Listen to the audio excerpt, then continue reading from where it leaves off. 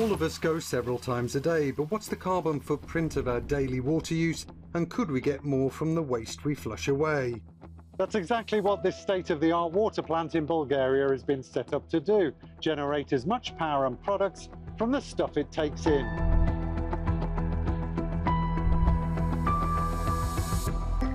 A few hours after somebody goes to the toilet in Bulgaria's capital Sofia, what gets flushed ends up here.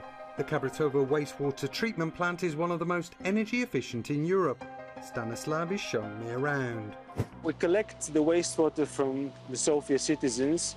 We treat it here so that it's clean in the river, and in the process we produce biogas. This biogas is then transformed into electricity and heat. The heat is used for our processes, and the electricity is used to satisfy the needs of this plant. And how much energy are you producing here? We are producing 24,000 megawatt hours per year, or this is the equivalent of feeding 2,300 homes annually.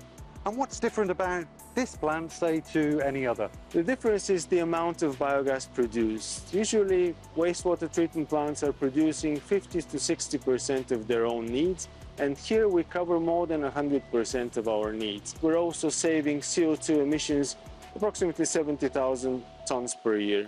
It takes a lot of energy to move and treat our water. On top of that CO2, wastewater produces gases like methane.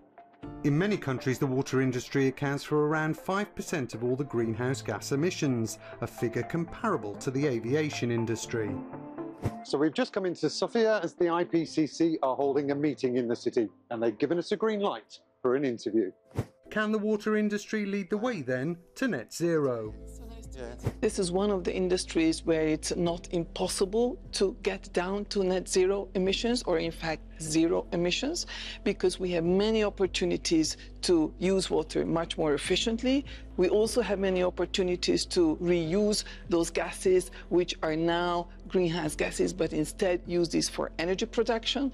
Altogether, this can become net zero, especially if the energy we use for this is coming from renewable energy sources. Back at the plant, Stanislav tells me they plan to go further.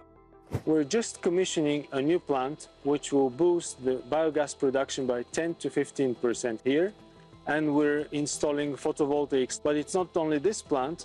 We are exchanging with our colleagues, trying to inspire the other plants to reach energy self-sufficiency, as this is something that the group is asking us to push forward. That's it for this episode.